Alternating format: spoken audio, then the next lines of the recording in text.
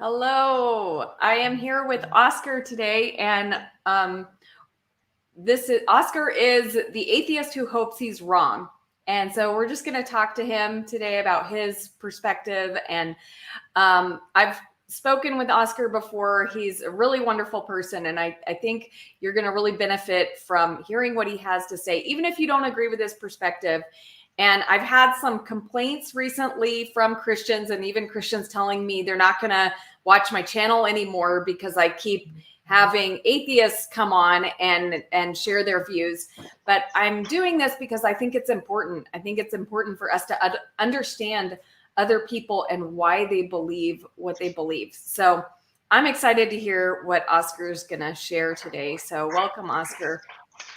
Thank you very much. I'm psyched to be here. It's going to be fun. Cool. Yeah. Cool. Well, will you share with us just a little bit about yourself, your work, family interests? Yeah, sure. Well, I'm from Sweden. I'm from the northern part of Sweden, but I moved down as south as one can get and still be in Sweden. I have a master's in engineering, so that's probably not going to help in this conversation, but it's fun. I think my interests are kind of usual for like a white guy my age. So I like disc golf, I like playing music, I like philosophy. Yeah, it's pretty usual stuff. Very cool. And can you tell us about like your religious beliefs as a child? Like, how were you raised? Yeah, so in Sweden, we have like a Swedish church, so we have a state religion, which might surprise people since Sweden is like one of the most atheistic countries in the world. But we have a state religion called Svenska kyrkan, Swedish church, and it's evangelical Lutheran, so you're baptized as a child. So I was baptized in that church, and then when I was 14, 15, I did like the confirmation thing where you go to a bunch of camps and then you like pledge your allegiance to God or something like that. Yeah. And I spent a lot of time in church when I was little, but I don't actually think I ever believed in God. Like I don't have any memory of thinking it's true. But yeah, but I don't know. It wasn't really no one was actually trying to convince me either. People just assume that you believe, and they didn't try to convince you in any way. We just like, we all believe, surely. Talk a bit about morals, kind of. Yeah, but it's nice. It's nice in the church. It's like quiet, and I like the church. Wow. Okay. So were you surrounded with other people who like had a strong faith, or were they just kind of like going to church, but like not really having like a relationship with God?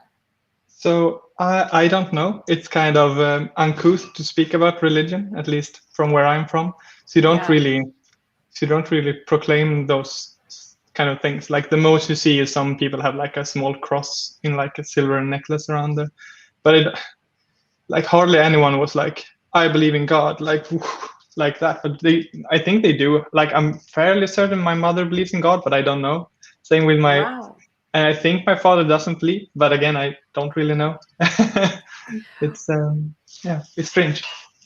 Wow. What do you think? What is what is it about the culture like that causes people to not ask, like for you to not ask your own parents? Well, I've asked my parents. Dad explicitly don't want to talk about it, but it's like very sciencey, and I think that he doesn't believe, but he feels like it would be like impolite to say so. And I think a lot of people feel that way. I think my mother like believes in something greater, which is a very common Swedish thing. They're like, oh, I don't believe in God, but like I believe in like something bigger than us. And when they say that, I don't think they just mean elephants. Like they mean something like grander than life or something. I don't know. Yeah. But it's the same as politics, I think. Like people don't discuss like what party they're voting for either. You just don't do that kind of thing. Okay. And so can you talk about your beliefs now? What are your beliefs right now? So right now I'm fairly convinced that there is no God. And like part of it is that I never actually believed, and it sort of feels like it just, in my brain, it feels like one of those things that like there is nothing like a God that I've ever experienced. So it sort of just feels too strange to be real, like a mind without a body that sort of watches over everything in some way, and it maybe has like extra dimensions where heaven and hell is. Yeah, it just seems so strange to me that it's hard to like really hold in your head. And then there are like the usual things, so like the problem of evil is very, very daunting.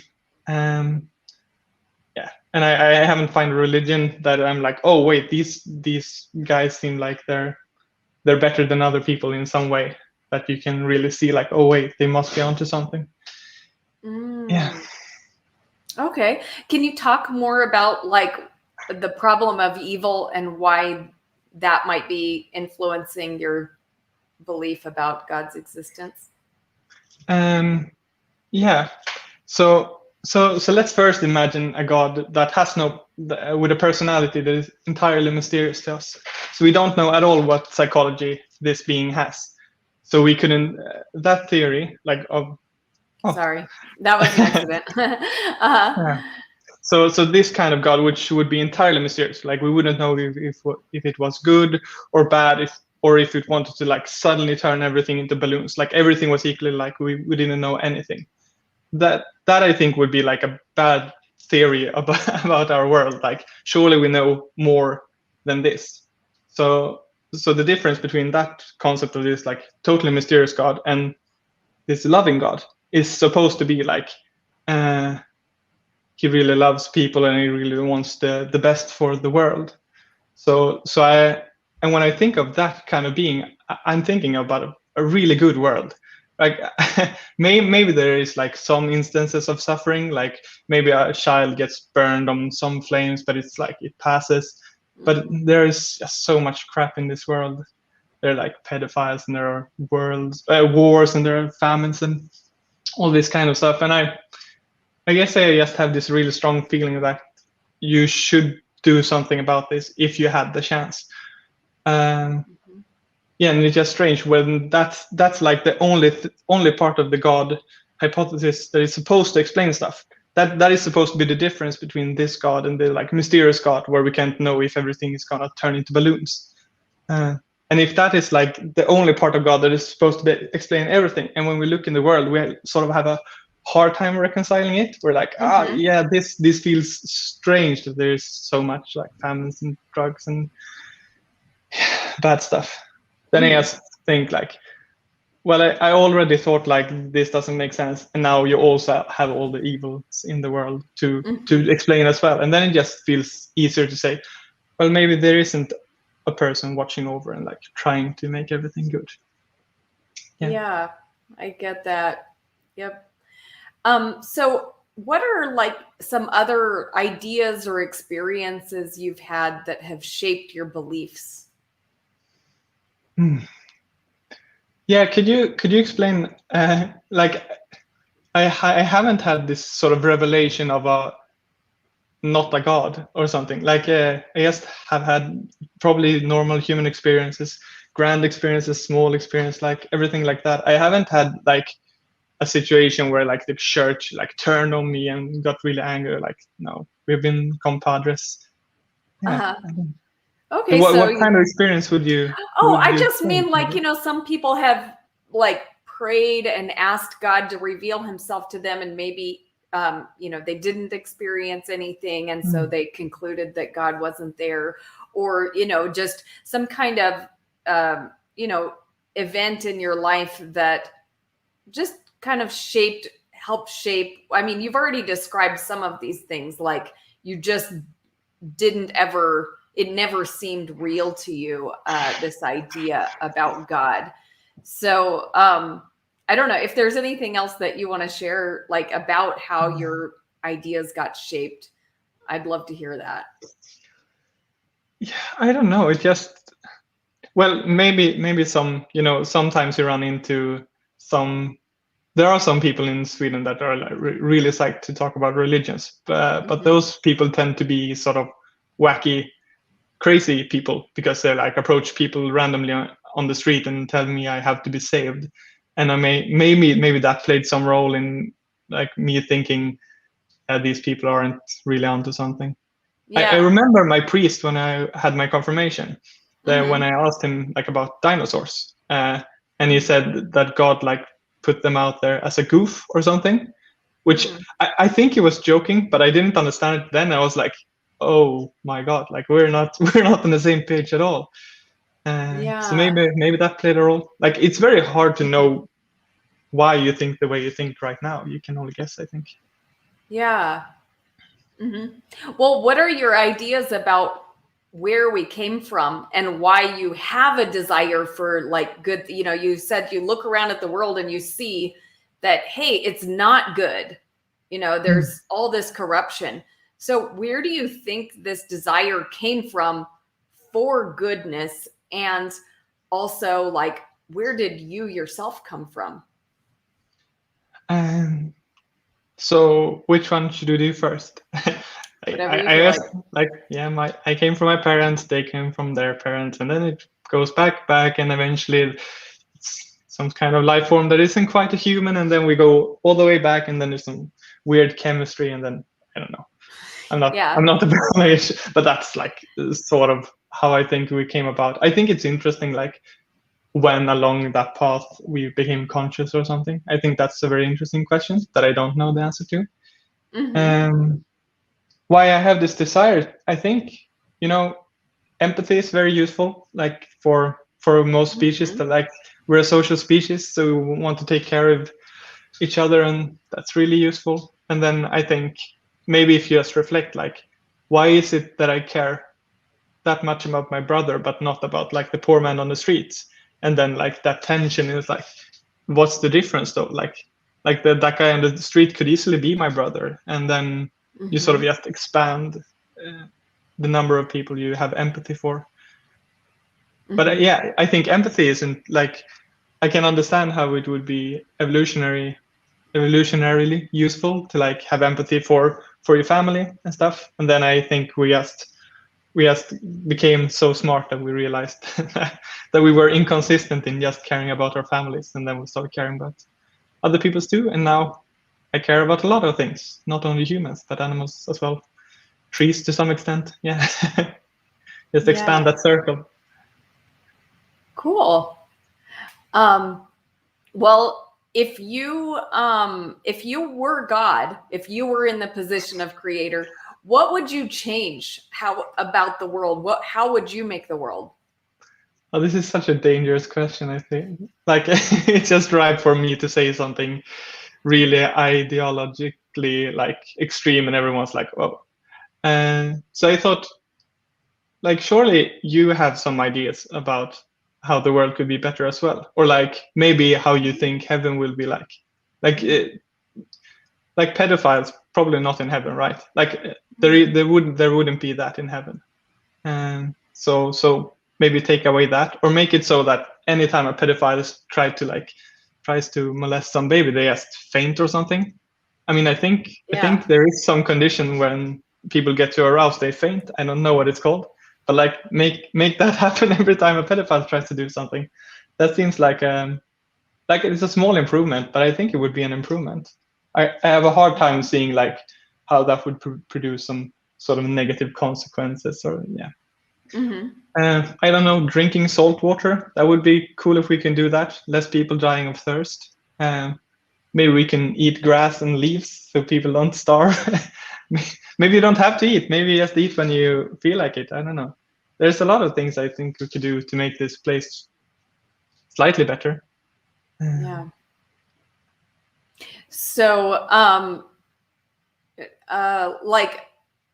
is that like the main thing that you would change about the world is having to do with people being harmed, like thirst and hunger, and like solving, and pedophiles, and like solving the suffering in the world? Well, I have like more utopic ideas. Like if we were just to go like crazy, like what do you think this awesome world would be like?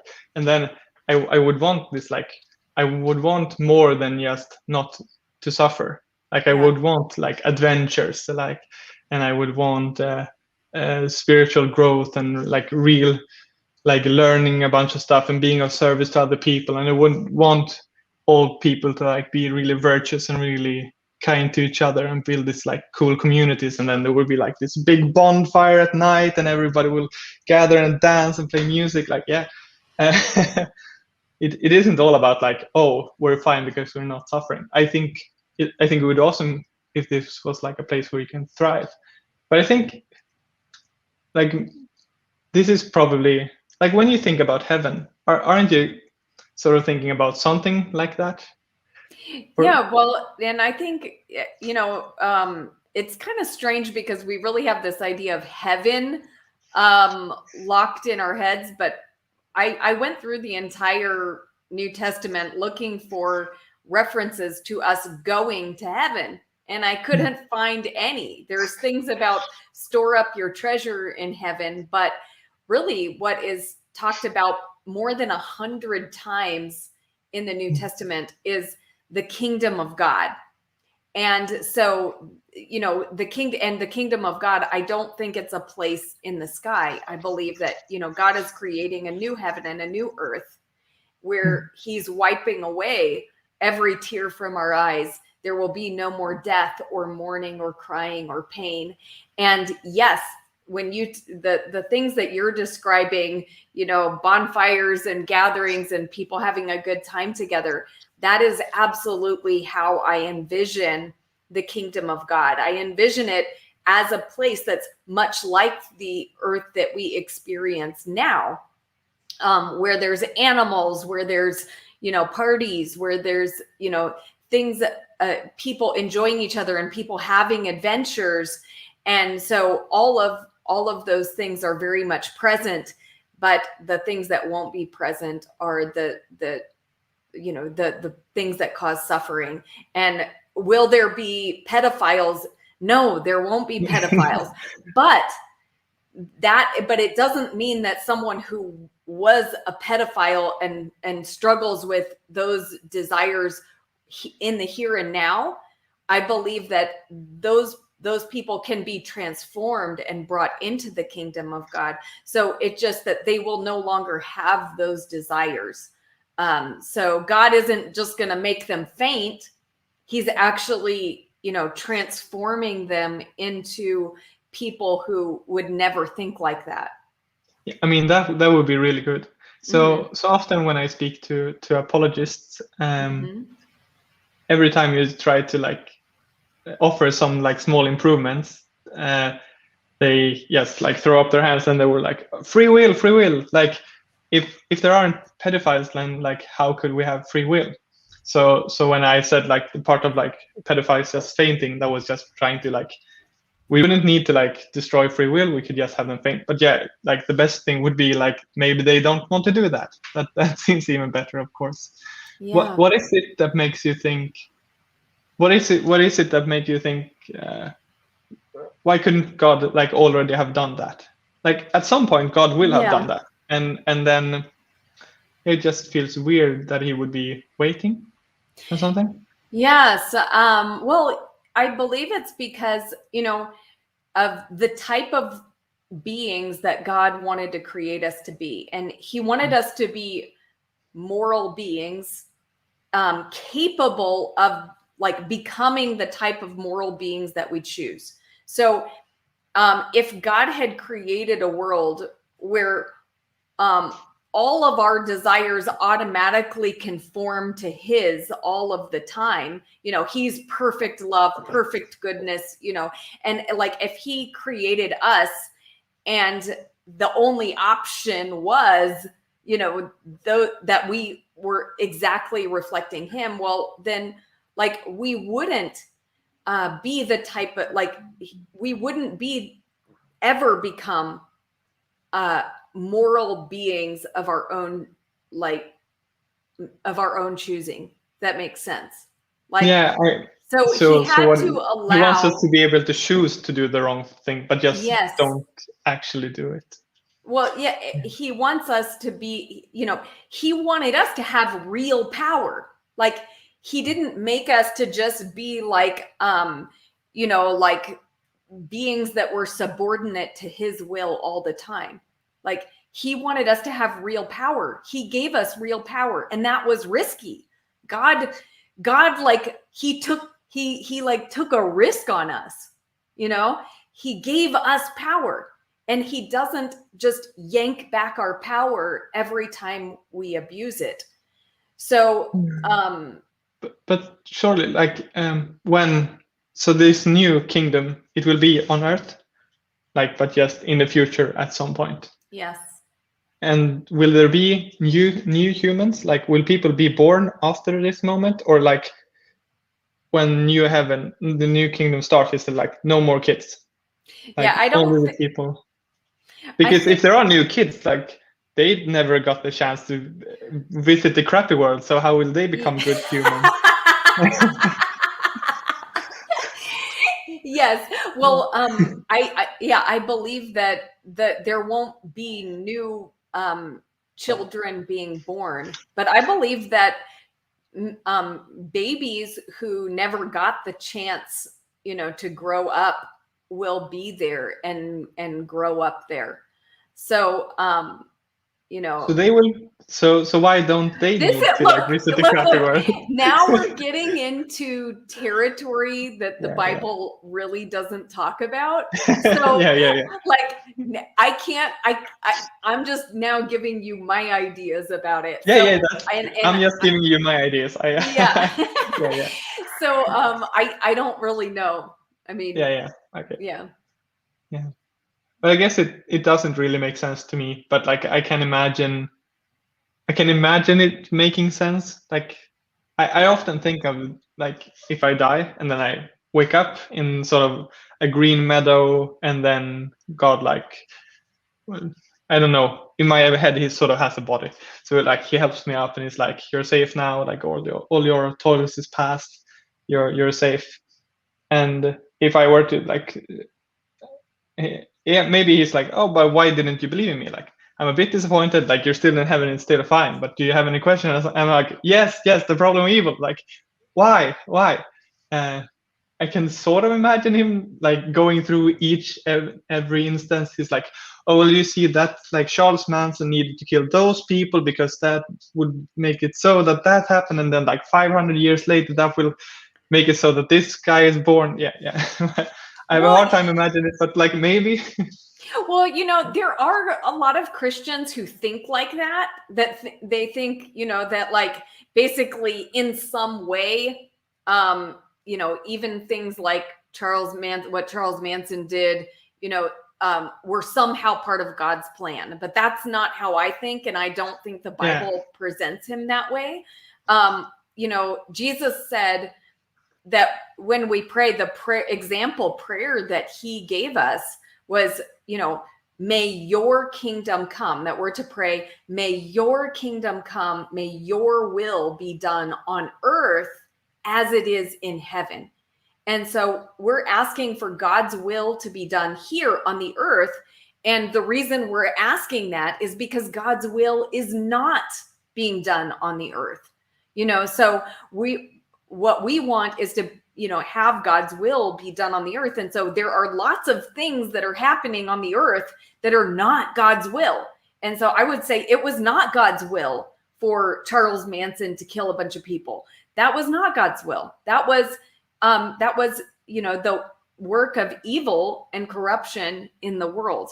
But God can take that evil act that happened and use it to bring about something good. Just like we might take a broken vase and use the broken pieces to make a mosaic, so we can make something beautiful out of something broken, but that doesn't mean that we wanted it to break. Where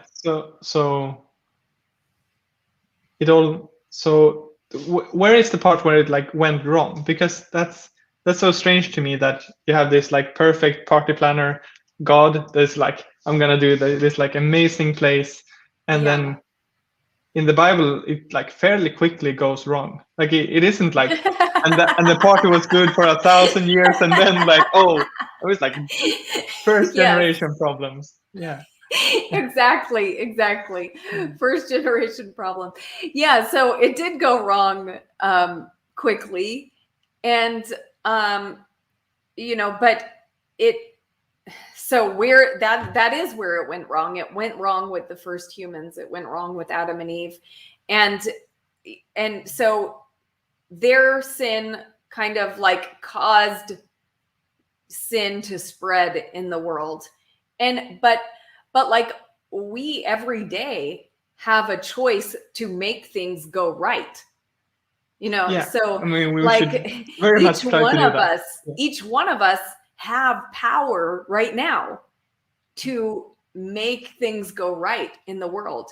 And I think, God is deeply interested in things going right through us, in us using the power that he's given us to make things go right. Yeah, that's a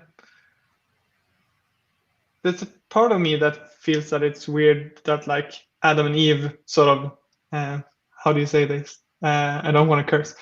They messed up. Yeah. And it's sort of weird how that would translate to like, to it being all the rest of us faults. I mean, if my dad does an heinous crime, that guilt wouldn't fall on me because like he gave birth to me later. That doesn't feel like how guilt usually works.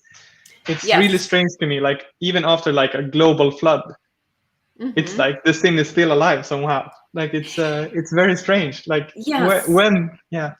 Well, you're making a great point. The guilt doesn't transfer, right? And I think that's another area that I would disagree with some Christians that tend to think of guilt as transferring, and I don't think guilt transfers. So a baby is innocent, right? But I think of it like the guilt is not transferring, but the disease has transferred. For example, like if I as a woman, if I have HIV and I get pregnant, my child can get HIV.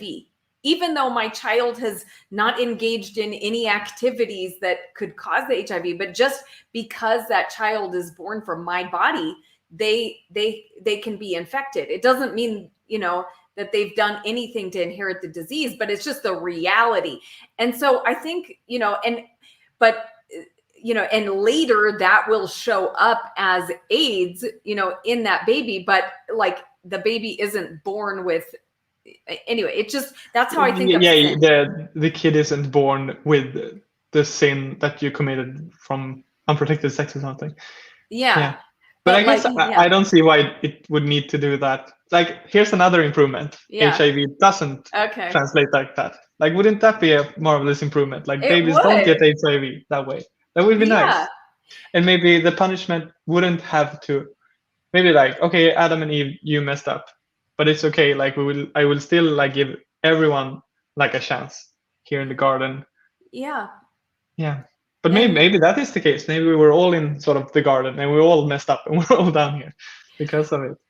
That's not Christian though. You know what? But the beauty of God's plan is this, that even though I didn't ask to be born with the disease and to have the corruption, it wasn't my fault actually that I became a sinner. But it's also not by my doing that I become righteous. Jesus Christ, it's the great reversal, right? Through Adam and Eve, sin entered the world, and through Jesus Christ, sin is conquered. It's taken care of. So, and this is just this is the plan of salvation. This is why it's a perfect plan, that it's all of our corruption and everything is taken care of in that one act through Jesus Christ. And so we are restored, we're healed, we're made new by what he did. And so, we can complain and say, God, why did you let their sin affect me? That is not fair.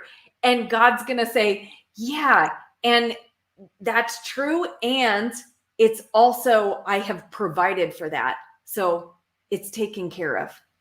Yeah. I mean, in a sort of universalist Christianity, like that story does make sense to me. Like Jesus' sacrifice, like saves all. but it doesn't really make sense to me if it's.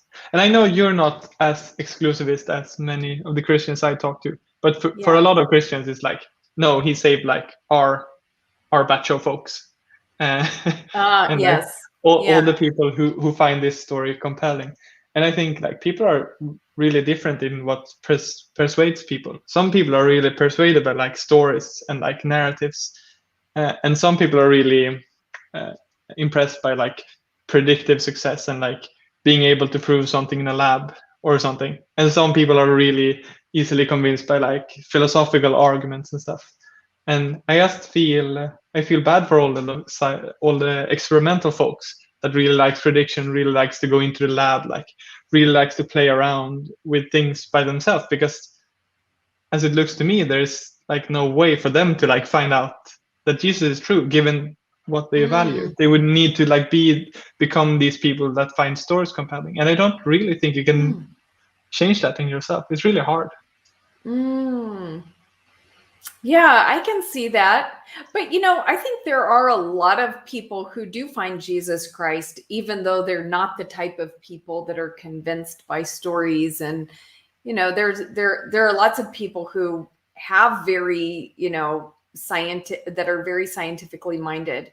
And so I don't think God is limited in revealing himself to only one type of person. Yeah, but it seems to... So there seems to be like this great mantra, like that I encounter a lot when talking to Christians, where it's like God wouldn't like submit himself to testing. Like you can't test God. God isn't your like butler that needs to. And to me it seems like when people go into this, like, okay, let's check if prayer actually works. You pray it this way, you pray it that way, and we do like this double-blind experiment. And that like exactly at that point, like prayer stops working. And then the explanation is like, God doesn't like when you do that. And I'm like, why? Like that would be so helpful to me. Couldn't you? Yeah, that would be so extremely helpful to a lot of people, I think. Like if you was like, okay, as long as you don't like go to extreme, like I'll help you with your science experiment. Yeah. And, I think it really depends on the heart and the attitude that we have toward God. So I don't think it would be wrong to do a prayer experiment like that. In fact, I did one myself. Like I did that.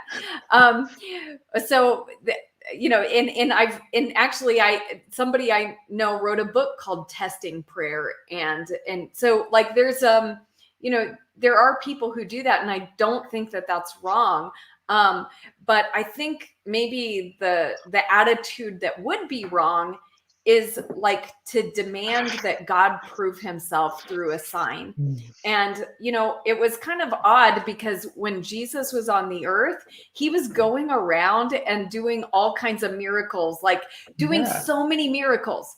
But then when the religious leaders said to him, show us a sign to prove that you are the Messiah, he said, a wicked and adulterous generation asks for a sign, and no sign will be given to it. So like, if they had just watched what he was doing, and I'm sure they were hearing all these reports, so like he wasn't withholding signs, he was doing signs. He was doing plenty of signs, but it was the demand to like prove that that was. So I think it depends on your attitude. I think you can approach and do a prayer experiment without an attitude of like demanding from God that he prove himself, I mean, it's something funny with like seeing like him like heal all these people and then like do it again and him not doing it. I think that's fun, but I also think it's very suspicious. Like when people are like, oh, it doesn't work when you test it. Like my immediate thought is always like, oh, something is weird here. Like when psychics, they're able to like read everyone's mind, and then you do a test and then it suddenly doesn't work. Right. And I am very skeptical of those things. And I understand like everyone can have this story. Like in some sense, it makes sense to me why God wouldn't want to do it, but it's also very suspicious at the same point to me. Yes. Yeah. Well, I'm going to give you an example. You know, I've told this story before, but I have an atheist friend who, like, there was a moment where I prayed for him and he was instantly healed. Okay. And he actually doubted his atheism for about 3 weeks because of that. Okay. But then, like, about 6 months down the road, we were again talking about God's existence. And he was like, look, I'm going to put my guitar on the ground right now. And if God moves this guitar, I'll believe in him. Okay. And I was like, oh, you know, like, like, okay. So God doesn't usually do that. Yeah. Like, yeah. so, you know, he wanted God to prove himself by, like, moving the guitar. If he was like, if God even moves it an inch, I'll believe. Right.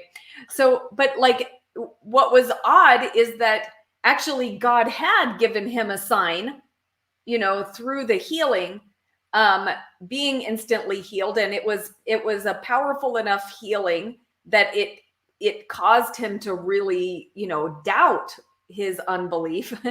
And so, but it wasn't enough, you know, God's sign to him wasn't enough. But he wanted this other, you know, sign of just like moving a guitar, like, I mean, which was just be God just performing this like trick for him. Right. So. I mean, I can see why that would be annoying for you. And I can sort of see your perspective. Of course. I can also sort of understand him. Like, you know, if you think back, do you have like a really early moment where you like discovered how magnets work? I have one for some reason.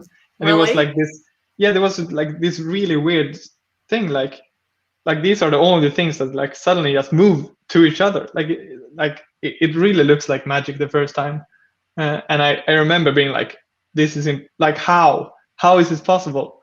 And, you know, so you put the magnets and they like fall together. And the first thing you want to do is like, you want to do it again. You want to like make sure you didn't actually like push them. Yeah, yes. Or like, at least I am the kind of person that like, I need to play around with those magnets like for a while before I can sort of accept it.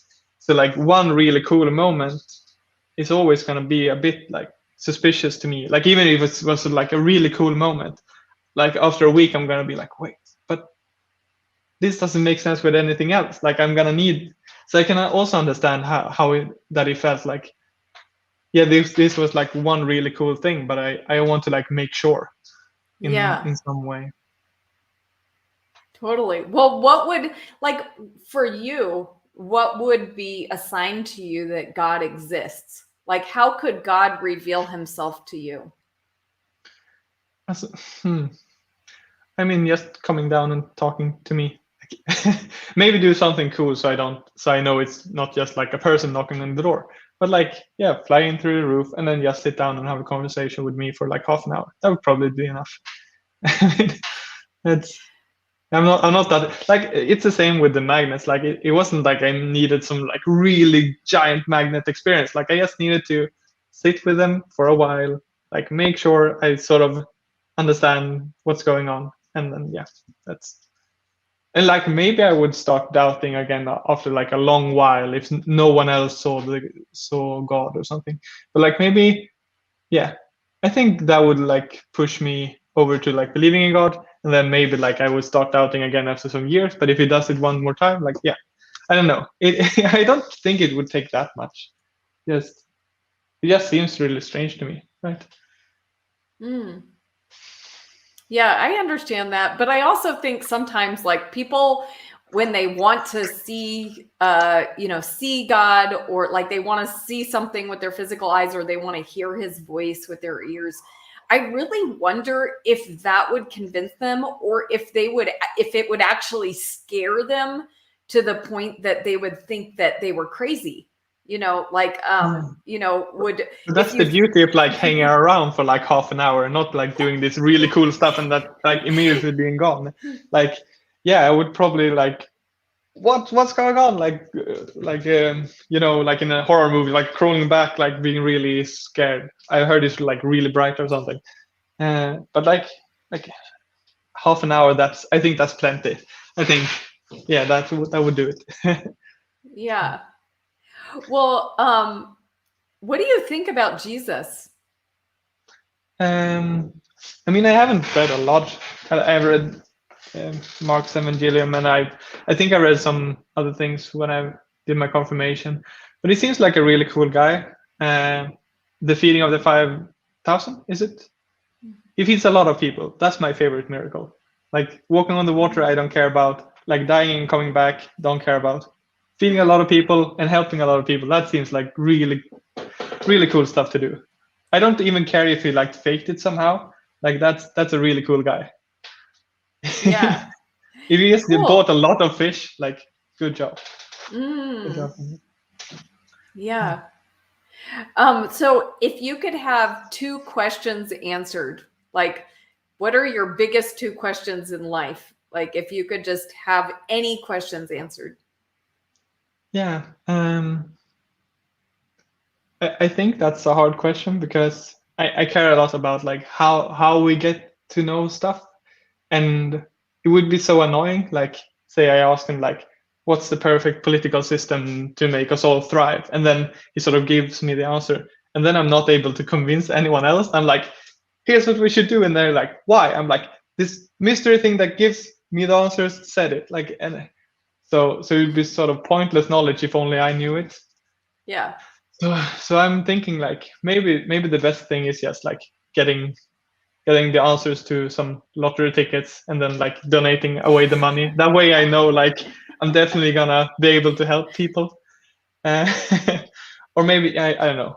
I care a lot about like living a virtuous life where I can be of service to others and really help. So maybe it would be just good to get some guidance, like how is it that I can become like the best version of me and be of service to others, something like that. Cool. Well, I think What that's awesome that you would want, like, those are the questions that you would want answered, like things that would help other people. It's really wonderful. yeah. Have you thought about this question yourself? Do you have any? Not really. Well, there are some questions that I guess I've had, but I have to think about it for a minute. You know, like this, and this is kind of like a, maybe a just personal question, but I want to know what happened to my dog. My dog got Did it just lost. mysterious? Oh. And it was like the saddest thing that's ever happened to me. And I just spent like weeks looking for my dog. And so I just want to know what happened to my dog. And actually it happened like when I was really starting to come to faith. And like, where, I mean, I had faith as a child, but kind of walked away from the Lord. And then at 23, I really started following Jesus. And so this thing happened with my dog, like right when I was just starting to have faith in God. And when my dog first got lost, I was praying and I was like, God, I know you're going to help me. Like, please help me find my dog. And, that was a huge disappointment for me that I never did find my dog or find out anything about my dog. So that's still something that's on my mind. And, so that's probably one of the questions. And I think I will have the answer to that one day. And really the point that I came to is that I just trust God with my dog's life, and that's all I can do. And, there's a lot of bad things that happen in the world. So it's possible that my dog suffered, but I know that God is good, and I know that my dog will be in his kingdom. So I'll see him again. So Animal afterlife. I like it. Yeah. Yeah. That seems like a strictly better afterlife if there are dogs in it. Yeah. That should be some kind of argument. Like, how could it be heaven without dogs? Actually, the Bible is really clear that there are animals in God's kingdom. So, it says that like in God's kingdom, the lamb and the lion will lay down next to each other. And, that a child will be able to put his hand into a viper's nest and not be afraid. that sounds really good as well. There's a lot of bad stuff happens to animals. I hope they get a good life. Should we talk a bit about the title of the stream? Yes, let's do it. Tell me about your hope. Yeah, I sincerely hope there is some kind of good God. Like, obviously, it doesn't really make sense to me, given like the problem of evil and stuff like that. But let's just say I'm wrong in some way. Like, I hope there really is a good God, and I think heaven sounds better than reincarnation. Like, it seems like it would be kind of boring just being different animals again and again and again. It would be nice to have someone that watches over. And I don't really get all the atheists that like try to argue that it would be bad in some way. Like I think even people I know, they're like, oh, I wouldn't want to live forever in heaven. I'm like, what? Like, aren't you understanding what the word mean? Like, heaven is like defined as the best place or the kingdom of God. Yes. Like, you're just wrong if you don't want to be there, I think. Yes. Yeah, I think maybe it's like a result of, do you know who Christopher Hitchens is? Yeah. He was this like fiery atheist kind of speaker that was really cool when I was in what do you call it, high school or something. A lot of guys listened to him. Yeah. And he was like, oh, I wouldn't want to be in that sort of celestial North Korea and like God's an asshole. And I'm like, yes. Yeah, it just doesn't make sense to me. I'm sorry. Like, he would be a good father. It's like, that's the definition. And yeah. Now, like, if it turns out, like, say you get to heaven and you're like, hey, I was speaking to this atheist Oskar, and it was like, he brought up like some of the horrible stuff you did, like maybe the flood or maybe the part when they're exiting Egypt and like they kill all the firstborns or something. And what if God's reaction is like, yeah, I thought it was really fun to kill those kids. You'd be like, whoa, okay. Suddenly I don't like you. Like, maybe you would step back and like, okay, there is a God, but I actually don't like him. So that's a possibility. But like, as long as it's like a really nice person, just seems good to me. Yeah, and I think a lot of people are thinking like that. They're assuming things about God's character, and then of course, and actually I think that a lot of times people are getting a twisted version of who God is, and they're right to reject the twisted version of God. That makes sense. You shouldn't worship like a guy that just kills babies. Yeah. Willy-nilly. Right. Yeah. So like, I think, it's understandable when people have a bad idea about God that they would reject him. But I think, like you're saying, this isn't the idea of God that, we envision is a God of love.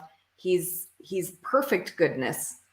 So why would you reject that? Yeah, I think there is a lot of crosstalk.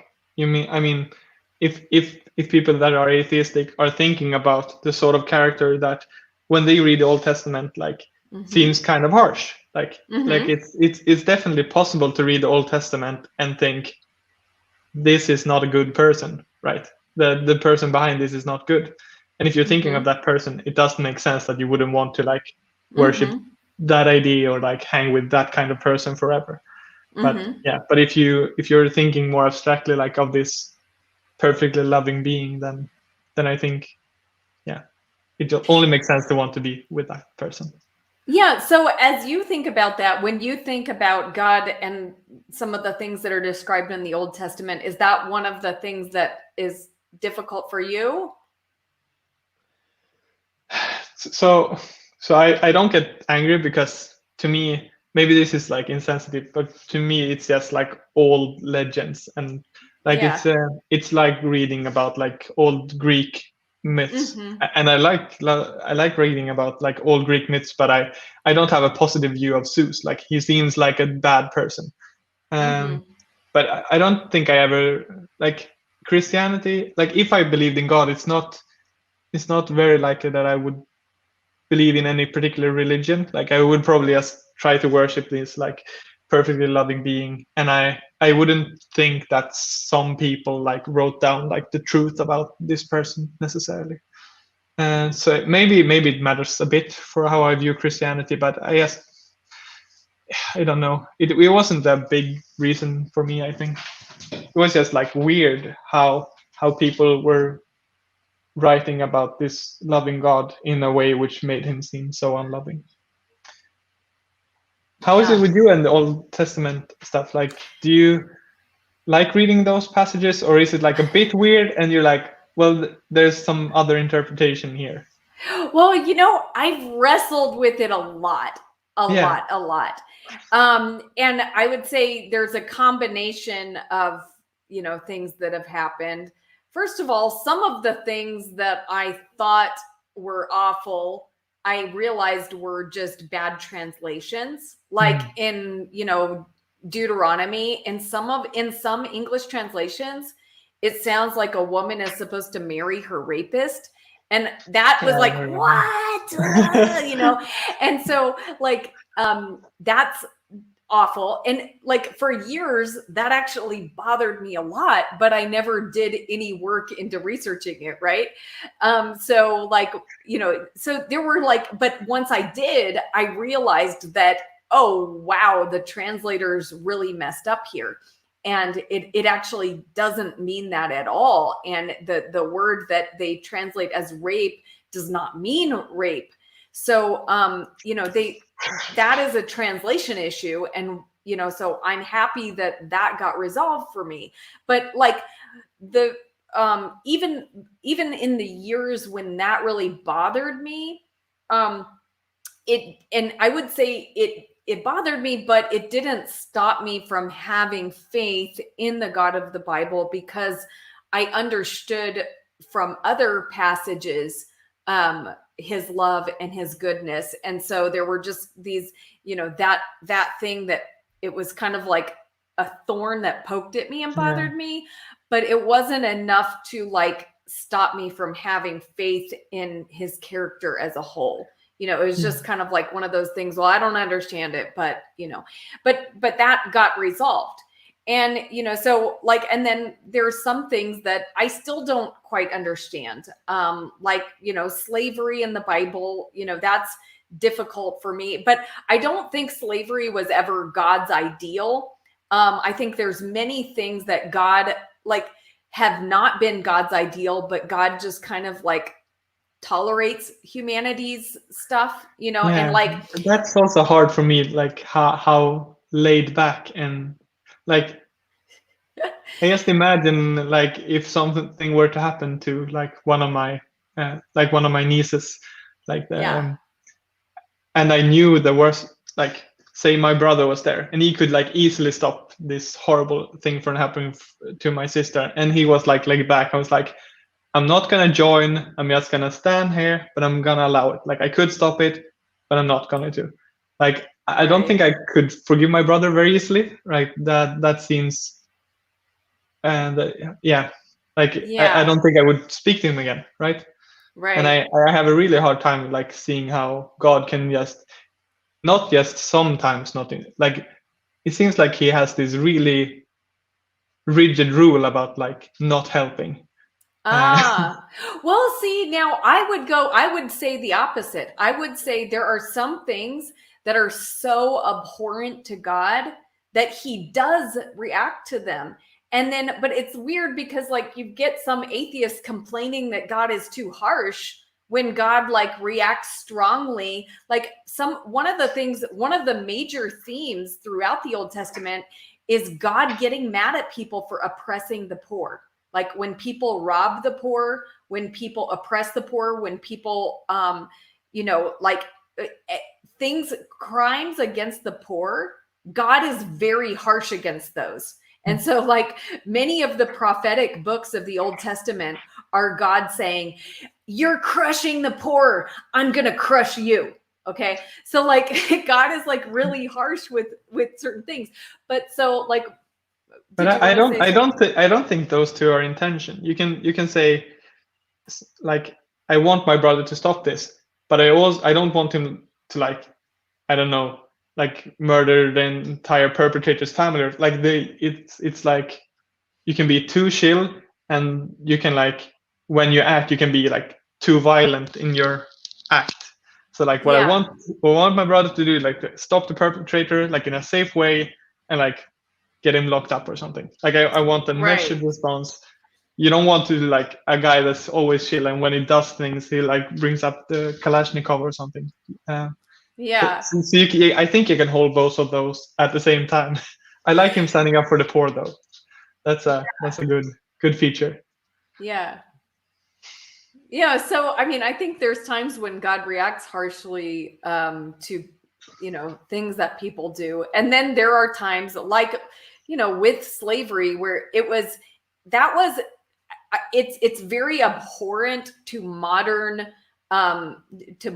people to think about slavery, but that was an established widespread practice in the world at that time. And overturning that practice may have had worse consequences than just allowing it to be in place. So that's the only way. I still don't I'm still not like fully, understanding like why God allowed that. But I do think that there are things that we don't quite understand. Like polygamy is a great example. There's nowhere in the Bible where God endorses polygamy or like says, he never says it's okay. He never endorses it, but he never stopped it. And so and I think that's probably because in that culture and in that time period, there were situations where it was better for a woman to be under the protection of a husband than not to be. And so men marrying multiple wives was not God's ideal, but it wasn't the worst thing that could happen. So God kind of just like tolerated like the way that humanity was doing things. Yeah. A lot of time when Christians speak of God, it feels like he's sort of limited in what he can do. It's like he's playing chess against a really strong opponent, and it's like he loses a bunch of pieces, and you're like, why does this happen? Like, but it's because he has a really strong opponent, and I just don't really understand what this strong opponent would be. Like, it's God. Like, surely surely he could like just stop slavery in like a measured and like fine way. Like, surely he can do it without all this like weird consequences where it's like, oh, I didn't foresee that, and now I have to like stop this forest fire. Feels like you could like just go down, like have a bunch of like group therapy meetings, like teach people a bit about philosophy, like do it. Yeah. Well, and see, that's the thing. I do think God is limited in his power intentionally. Now he could like be like he could be, a dictator, and he could absolutely rule all of us. He could instantly make us all do everything that he wanted, but he doesn't like do it rule in like a kind dictator. way. Yeah.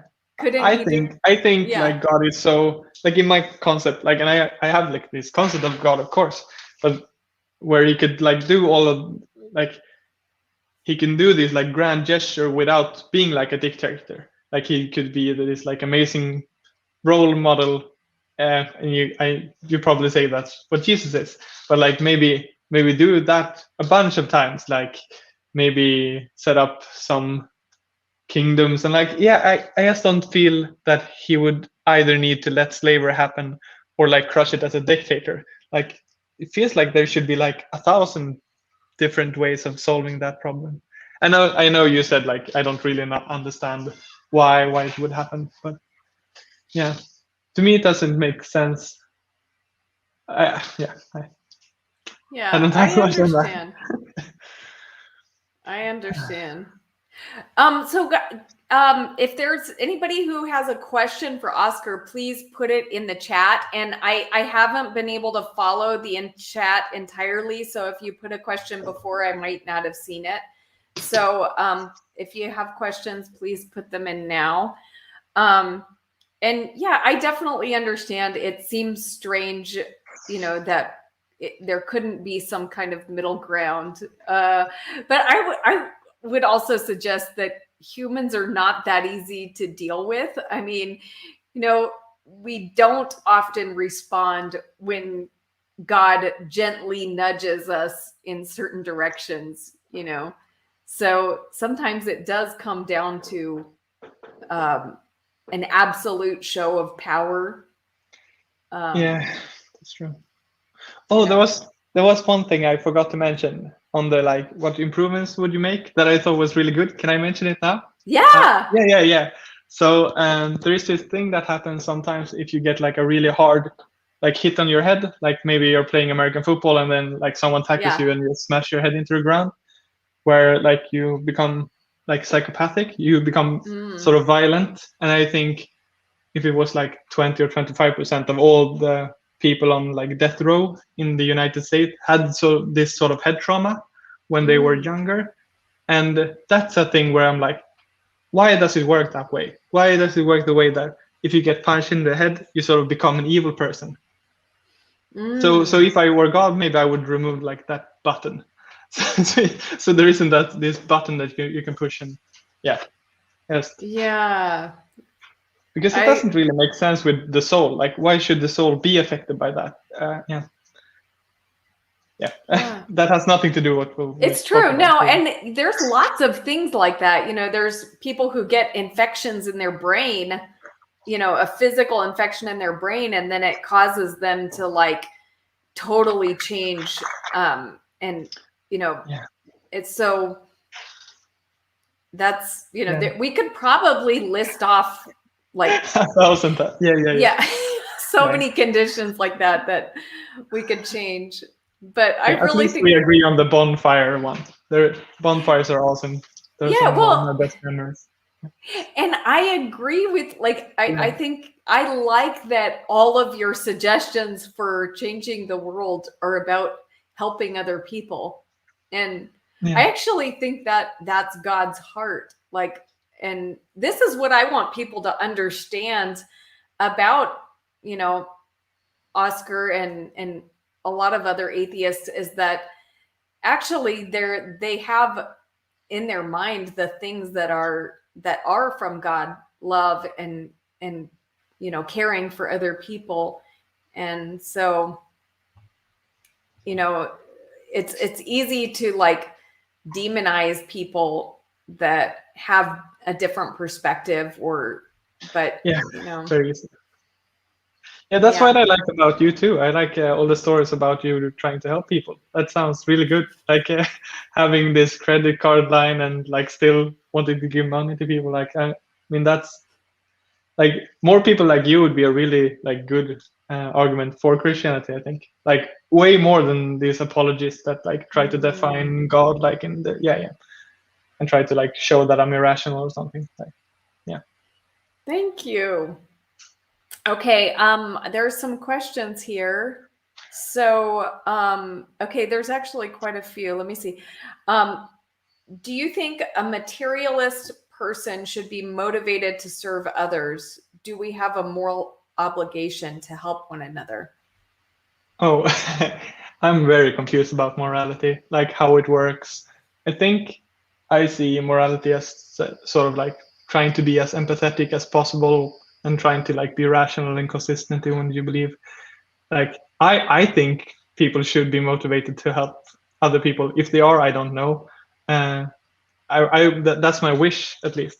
I don't know how moral obligations work or anything like that. I'm not a moral philosopher, but yeah, I think they should, at least. Your review also asks, do you think love is the greatest gift we can have? I'm having kind of a hard time understanding that question. But love, compassion, maybe compassion is one of the greatest gifts we can have. Maybe love as well. I don't know. It's a really great thing. What is love even? What What does Yeah, it I mean think to love? something like caring for other people's, wanting the best for other people or something, wanting other people to thrive, something like that. Love is a very overused word. I think love is used for a lot of different concepts, and we like bunch them all into love. So there's like romantic love, and then there's like the love you have for your brother, and the love you have for all people and all animals and stuff. I'm not sure those are all like the same thing. Yeah. Digital Gnosis asks, are there any circumstances under which you would ever become a Christian for pragmatic reasons, even if you didn't have good enough epistemic reasons? So become a Christian. If someone threatened with a gun, like yeah, could be a Christian. No, I've been thinking about going to church. I mean, Swedish churches are kind of nice. Like one benefit of having like a state religion is that religion is sort of a bit boring here. So there's not like religious commercials, and there's no need to like get people into the pew. So it's a kind of nice thing to do on Sundays. So in that way, maybe I'm not convinced at all by Pascal's wager, if that's what he's going after. I have a lot of issues with that argument. But yeah, maybe if I just found out that I just became a better person if I acted as if Christianity was true, maybe I would become Christian then, like in some sense.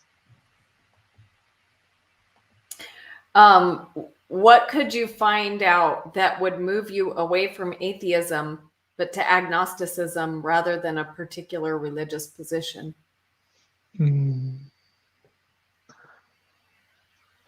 I think I would need something where we can say like where it would make some kind of prediction, because that's my problem with the God as sort of an explanation is that we posit this God being, and then they want to say like, okay, so I know that God exists and you don't, so I am able to like know this about the future or something like that. Like I am able to know that when I do this will happen.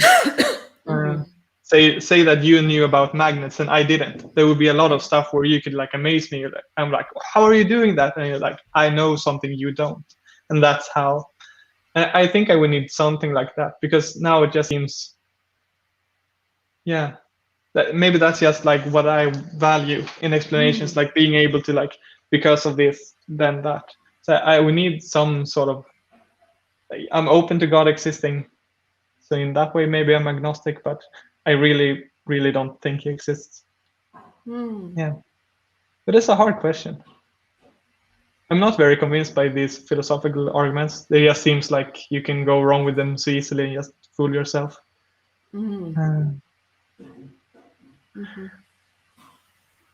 Maybe if it was like a 10-minute meeting with God, it was like so short that I was like, oh, what happened?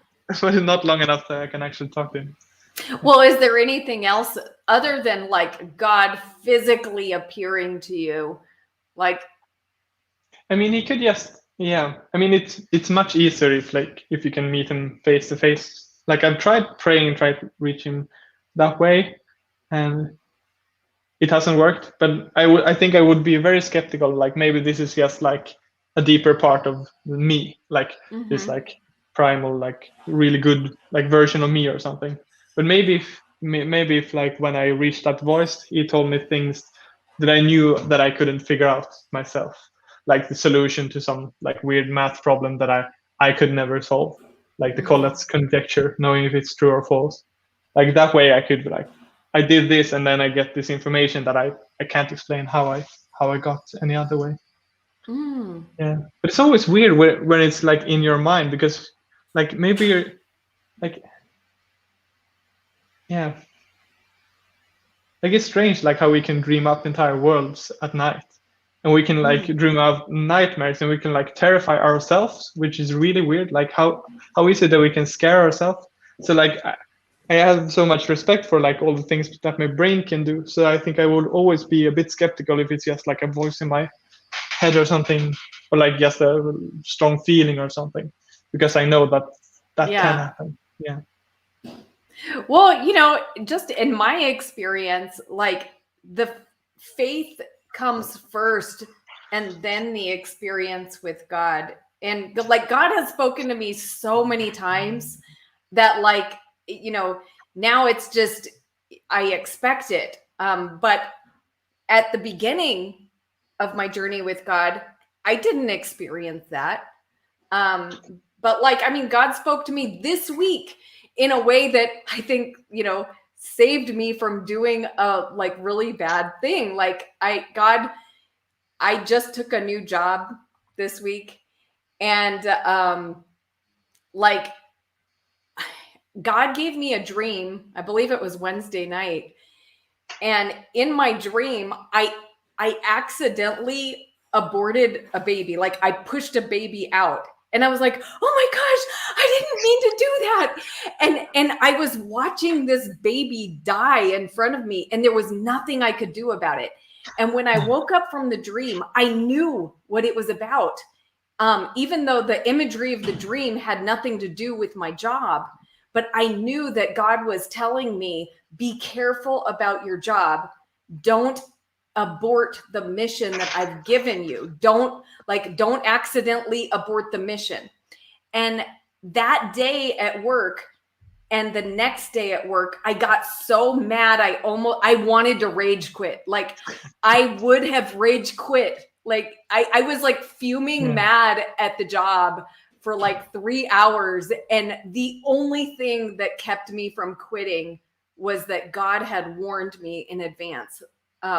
So like, I you know, there's just in, you know, so like my everyday experience with God is that he does speak to me and let me know about things. And he doesn't always give me every answer I want. There's been lots of times when I felt like I wanted an answer about something and I didn't get it.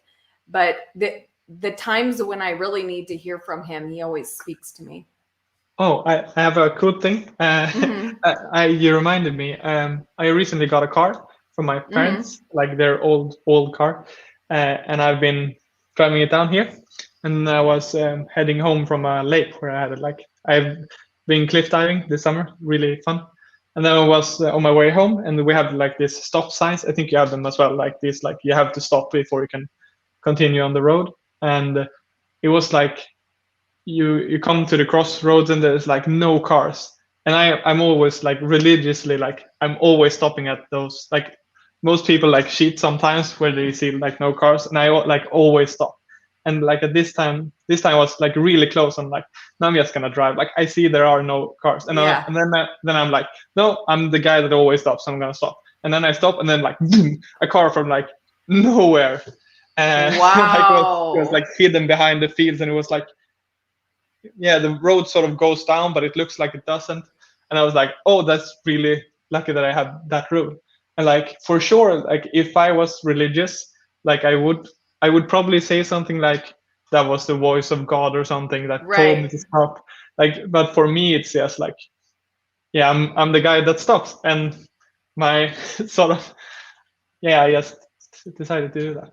But like, I understand, like from your perspective, yeah. I mean, from your perspective, it's like perfect. Like that's the role God has. But to me, it's like that's just one thing the brain does. Yeah, of course, it's possible, right? Yeah. Yeah. Yeah, I mean, and you know that could be just your brain, but it also could be God. And you know, so like there's just there and many of the things that I experience, like, okay, for example, that dream, I could easily write that off and just say, oh, that was just my subconscious, you know, that was, you know, nothing, that wasn't from God at all, you know, and that could be true. I guess, you know, there are many things that I could write off and as just my subconscious, but there are things that I feel like times when God has spoken to me that is like, whoa, you know, there's no way, like I did not come up with that, you know? Yeah, I understand that feeling. It was fun because we were a guy that recently got his driver's license. he and I was driving, and he was driving. I was like, "Oh, be careful! This is like the stop sign where I like almost got run over because I didn't see a car. Like you see to the left, like there is no car. And it's like, oh yeah, there's no car. And then again, like boom. Like, Wow. I think there's like someone there trying to get us. Yeah, it's really it's a dangerous crossroad. Really glad they put a stop sign there. Yeah. Wow. Yeah. There's a bunch of things that I could write on. I guess. To use your expressions. Yeah. Okay. So, I guess the last question I wanted to ask you, Oskar, I mean, we can still talk if you want to, Yeah.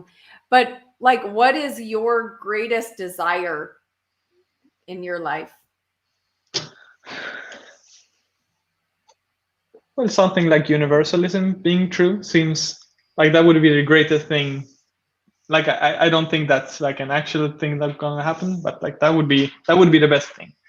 My like more desires that I maybe strive towards and like think are gonna happen is just some sort of we have a word in Swedish which is called lagomt, which is like it's a combination of like good enough and perfect, where it's like you have enough to go by, like, but it's like perfect in some sense. It's a very weird, very Swedish word. So I want like that kind of life where like I have some place to live and I have some way to help people and I have family, a bunch of small people running around, having something like that. Cool. That's what I really hope for. Yeah. Awesome. Is there anything else you want to share or ask? No. Or Yeah. There is one thing I want to ask, but there's nothing else. Like I don't have a YouTube channel or something. I'm thinking about it, but I don't know. I have a lot to do as it is. But it was really fun. Thank you for. Yeah, I loved it. Thank you so much. And thank you everyone who joined and participated in the chat. I appreciate you, and God bless you all. Thanks, Oskar.